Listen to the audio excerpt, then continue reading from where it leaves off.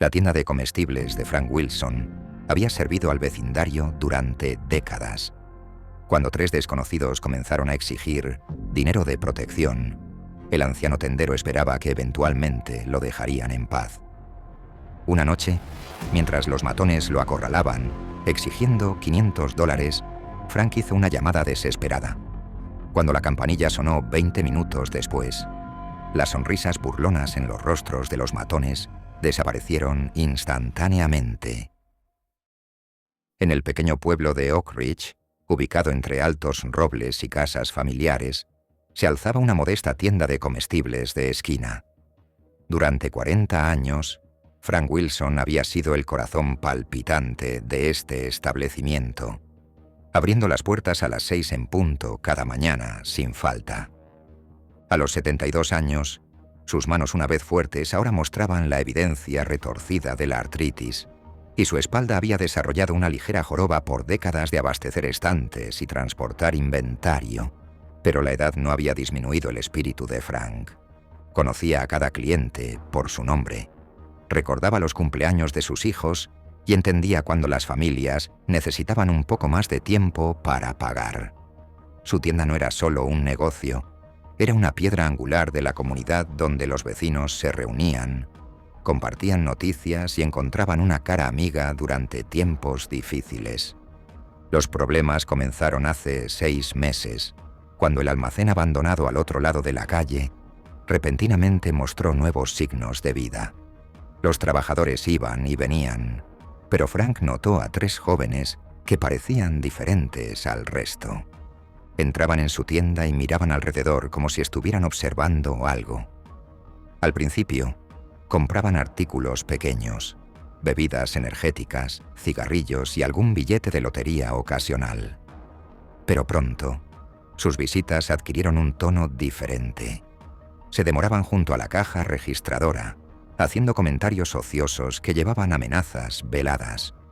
Qué desafortunado sería si algo le sucediera a un establecimiento tan agradable. Frank intentó descartar sus comentarios como charlas sin sentido de jóvenes aburridos, pero en el fondo, reconoció la amenaza por lo que era. Sus sospechas se confirmaron cuando el más alto de los 3 se le acercó una tarde tranquila.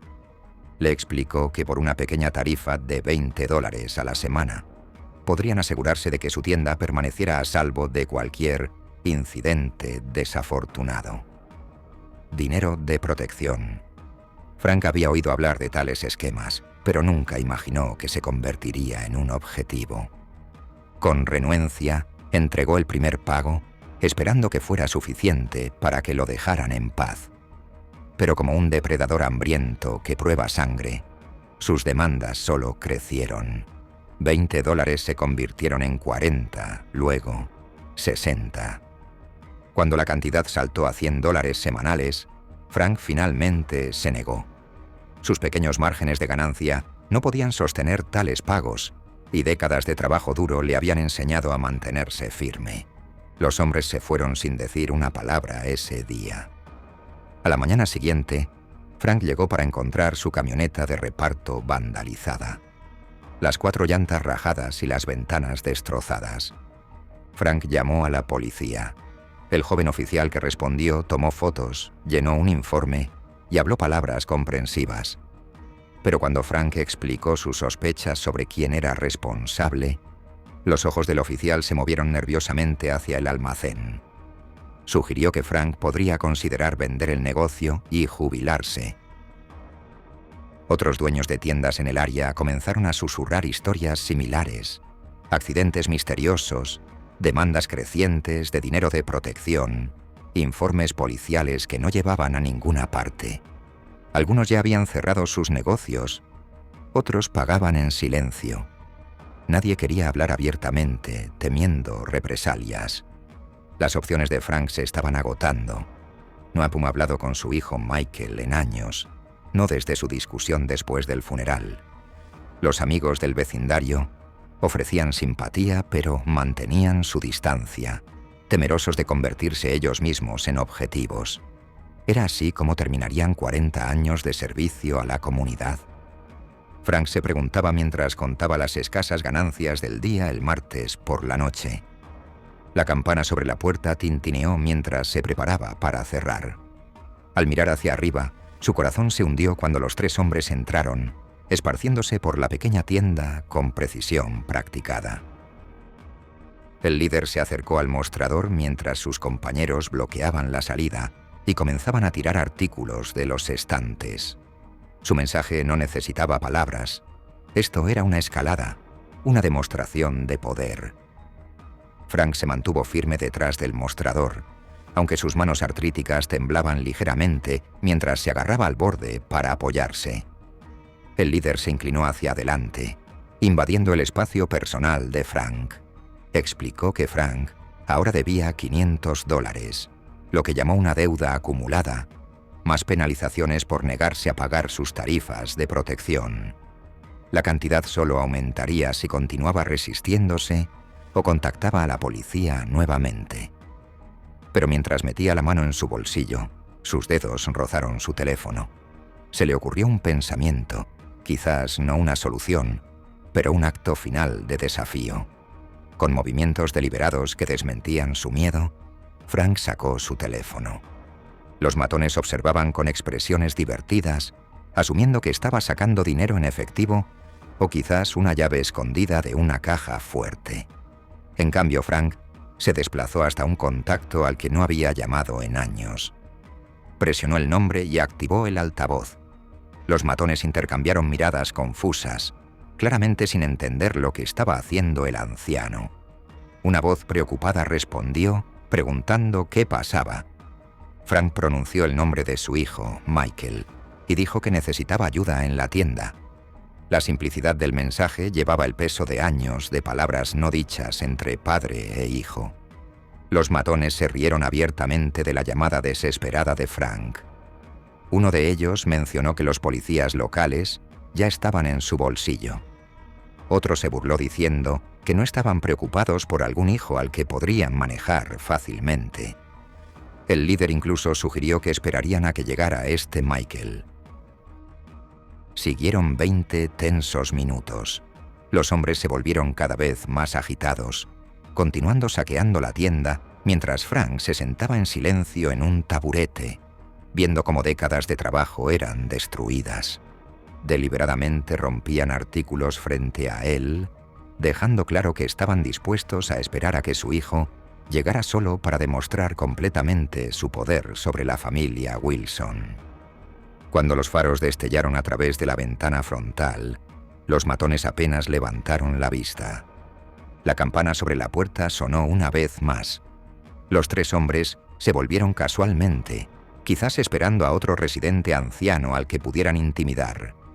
Pero sus expresiones rápidamente cambiaron de arrogancia casual a sorpresa, atónita.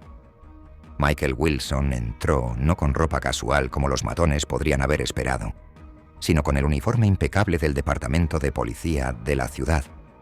Nadie en la habitación podría haber predicho lo que sucedió a continuación, ya que esta confrontación conectó 2 mundos separados de una manera que parecía casi orquestada por el destino.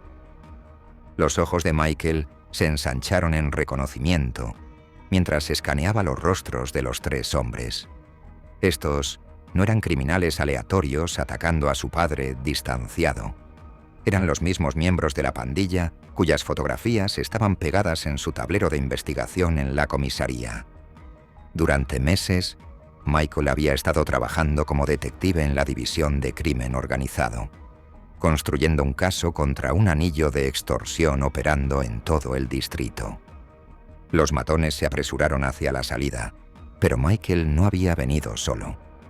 En el momento en que reconoció la cicatriz distintiva del líder, había llamado para pedir refuerzos.